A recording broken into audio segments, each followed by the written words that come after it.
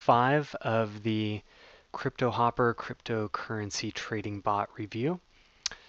And I'm going to start with some of these YouTube comments. Just reply. I tried to hit some of these up throughout the week, but some good questions and feedback here so I can comment on these live as well. I imagine they're interesting to you. So Elliot was saying here, what sort of percentage are you making per day, week, month with the Kangaroo subscription? And that is what I'm reporting on each week, although I acknowledge my strategies have been inconsistent. So I'm trying to stick with one consistent strategy here now. I think I've settled on something that's worth experimenting with a bit further. And now I'll keep all of the amounts consistent. However, I'm managing some friends' money as well and maybe transferring some out. So even though so I'll have to just adjust um, the account amount there to try to keep the percentage accurate, and I'll show you how I do that next week or whenever I move that over. So yeah, check today's video for update. All right, and this other one was from TJ. Looks like he's saying this bot's garbage. If you need to know, hit me up. I'm doing a video on how badly it runs. It'd be good to see your video, TJ, and see what your thoughts were. I wrote an article about this today that's basically saying it is really hard in a Bitcoin in a market where Bitcoin is going for consistent all-time highs, and altcoins only have little windows of time where they seem to be all right, and then that can change seemingly on a dime. So if you're not there and prepared to change up your strategy really quickly, then it is very risky to be trading BTC altcoin pairs right now. So that's why I've been focusing mainly on just tweaking the settings for Bitcoin USD trading on GDAX. That being said, when it's going for super all-time highs like today, there's no strategy with a bot that's available, at least at this point that I know of, that's going to beat simply buying Bitcoin and holding it. So that is hard. I equate it in this article today like using a blow dryer, and it's a great tool, but if you don't use it in the right environment, it can be really dangerous. And so you need to know when you're using it in the bathtub and you're about to get hurt. So anyway, the whole purpose of this series is really to give an honest report on how's it going, and to know that it takes something. I don't think that a bot is a set it and forget it tool unless the market is making it that way. So if you were using this back in, say, August, when you could put money into just about any altcoin, it seemed, and be getting great returns, it could have been steadily stacking your Bitcoin and would have been really useful. I know I did well, but I held on to positions too long, and then when things started to change in the beginning of September, I had to change my strategy with that. So anyway, that's some perspective on this. And but I'll show you here in a moment what I'm up to and what I'm testing and seeing if Bitcoin does do any kind of correction in this next period of time, next week or so, then this strategy should be able to help me get a little bit of a lead on it. But we'll see. We'll see. It may just end up kind of breaking even. Again, it's making money, but it's not making more money than the strategy of simply buying Bitcoin and holding it as long as Bitcoin is just charging upwards. So I'm basically needing to have enough patience to see if Bitcoin does a significant enough correction for this to pay off. We'll find out. We'll find out together. We'll see how it goes.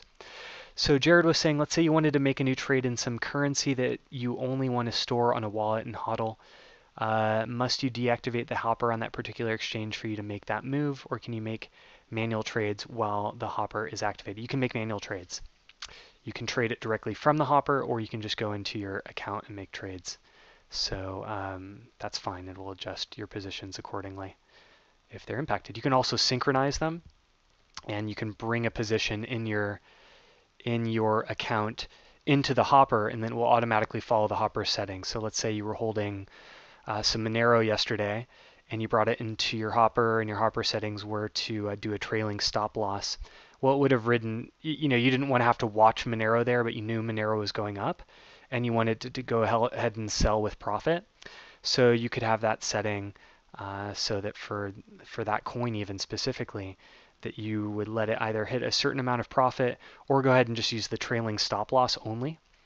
And you could let it go up, you know, 5, 10, 15, 20, 30, whatever percent it went up yesterday, 30% plus 34.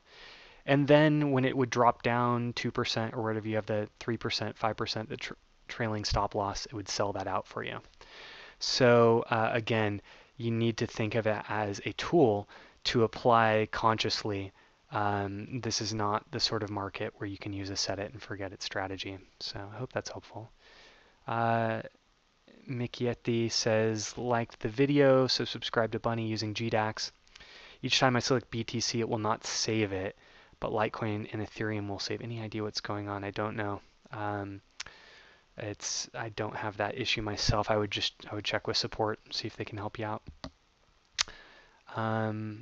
I should probably write little replies to these as well, but maybe I'll do that after. So David was saying, hey Jacob, just a suggestion, start giving a recap of the previous videos trades that you talked about, like the edge trade. It would be cool to see what happened. How'd you make on that one? You can't leave us hanging, man. Appreciate your videos. Thanks, David. Yeah, that one, I moved that position. That was that week, to remind you, was some glitch with the crypto bullet signal. It sent out 3 signals for edge. I held them at a loss for a few days, and then I went ahead and just moved them out of the hopper into my normal positions. In Bittrex, because that was a coin that I was holding, and I thought I'd just wait it out. Unfortunately, I did end up selling edge at a loss as Bitcoin was going up, and then, you know, just yesterday, it was, you know, for a couple days there, it went on a great rally. So you guys might be able to relate to that experience too many times, selling a coin and then watching it rally, you know, a week later, and you know, wishing you had held on to it. So, you know, lots to learn with that. It's basically going against the psychology of fear to sell it, but also preserving Bitcoin when it looks like something's really tanking and you don't know how far it's going to go. So, yeah, kind of have to make decisions with that. All right, well, let's take a look at Cryptohopper here. And just the update for the week. They have a new dashboard and a new, along with the dashboard, a new change log, so you can see all of the updates, anything that they're doing to update. And there's actually a really cool update they're doing right now. Instead of having this cyclical trading running based on the subscription that you have, they're rebuilding it from the ground up. It's going to be great. It'll allow for live trading, and that will make the signal trading a lot more effective as well. One reason that sometimes the signal trading hasn't worked as well for me is that sometimes it doesn't trade fast enough to buy the coin, and you miss out on that, or it doesn't sell it because the coin's price is moving quickly. And if it's having to wait even the 2-minute period to cycle back around, sometimes it doesn't sell or buy fast enough. So I'm not sure their timeline on that, but that's going to be significant, and that might be a time when I switch back over to signal trading. But for now, let's give this another week, 2 weeks, 3 weeks, see what Bitcoin does, and see if we can beat its trend. After the first bit of time here, you'll see what I've done. I've gotten a 9.19% return on the USD that I've let the bot trade with. But you'll see that that pales in comparison to the growth of the overall Bitcoin, approaching 25%, pushing through all-time highs. It's like at 14,300 now, and just when is this thing going to stop or correct? Ever? I don't know. But really, the strategy, I'll show you the configuration, works best when Bitcoin is moving sideways or more gradually up. When it just skyrockets, you know, you can't beat it. There's just not really a way to beat it. Oh, you may notice this change that happened right there. That'll happen when the hopper is running, and then it'll change back to the actual amount, so it's not that I actually just lost all my money or anything. Okay, so I'll show you the configuration here. And again, I wouldn't recommend necessarily copying me at this point, but let's check in again next week, and if Bitcoin has started to move up or down, or there's been a big correction, then we may actually be able to beat it with the USD returns um, over what you're seeing right now. So I'm giving it a little more time to really test out and see how that works. All right, so this again is on GDAX, and let's scroll down to the settings. So we're using multiple TA factors. But I will show you a couple of things I adjusted to make it even more conservative. In other words, to buy bigger dips, to focus on buying the bigger dips. And this is something I got from the forum and from the team's help. Computer's a little slower to respond when I'm recording here, it looks like. So you can click into advanced multiple TA settings, allow all the default stuff for the GDAX trading. But what you can do to have it focus on buying deeper dips is set the oversold threshold to 20, the oversold threshold here to 20, and the the RSI oversold threshold to 30. So that's going to help you buy a little bigger dips instead of just medium dips. Again, in this market where Bitcoin is just growing $2,000 a day and pushing all-time highs, if it continues like that, there's no strategy to beat it. You'd have to be very fortunate to beat it with altcoin trades, or and it's not going to happen with USD trades. So what we really have to see is over the next few days or a week, does Bitcoin's movement change, and this strategy will really start paying off more in the event that that we get some correction, or at least starts moving more significantly sideways for a few days. Then the USD collection would recoup more. Now, what you want to do, assuming that does happen, and I want my bot to continue to trade. So, and here's the other one, using the trailing stop loss.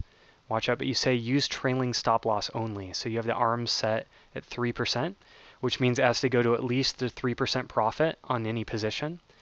And then if it drops 2.5% from there, it'll go ahead and sell it. So the worst case scenario in terms of US dollars is you have a break even. But I'll show you the actual results I've gotten most of the time with these runs. At least you are making higher percentages than that. So you can keep the default positions for all of these. I've got my percentage buy amount set at 1%. And I've got the maximum USD allocated at 5,000 right now. I wrote them today because there's been a glitch. I changed this, and it should be buying positions of like $50, but it's still buying them more like 125. And so anyway, as you were to continue to build your USD position, you could increase the amount that you allow it to trade with, so that if you are in a period where you're getting a lot of sideways movement, then it's starting to make bigger trades as it goes along. And that means that as you adjust that number upwards, either the percentage or the maximum amount, either of those would increase the position by.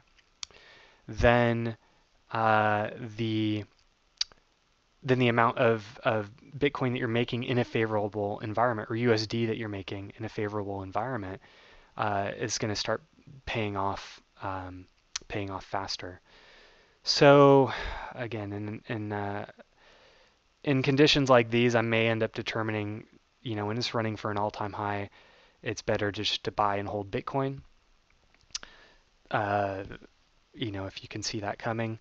But then, on the other hand, what if it then goes for a big correction and you miss out on that? So again, there is really, as far as I can tell, no great set it and forget it strategy. I think the closest that will come to that will be when they increase the speed of the trades to live trading, and combining that with signals. I still think that's the most unique element of this this bot.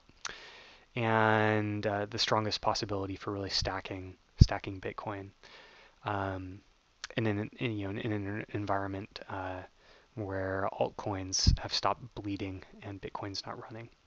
So anyway, requires being kind of nimble and adjusting.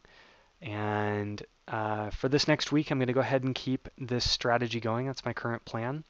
I'm going to see if Bitcoin continues going upward.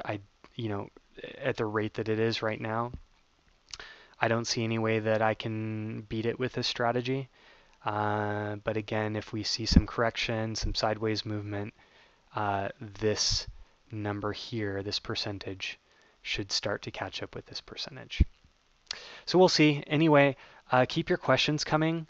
And if you're looking to test or trade out the bot, I would be use the affiliate link below.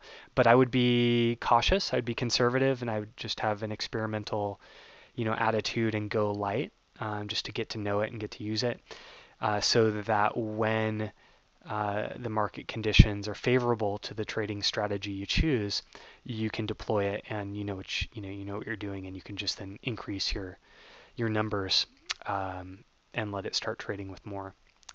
All right, I hope that's useful. Again, week 5 of this here, and let me know if you're having any extraordinary success in this market with the bot trading. There's certainly a lot of extraordinary success to be had with simply buying and holding Bitcoin in this environment. And let me know if you've had any, if you're focused more on the signal strategy and still doing well there, even in this environment. That'd be good to hear as well. All right, otherwise, until next week, I'll talk to you soon. Bye for now.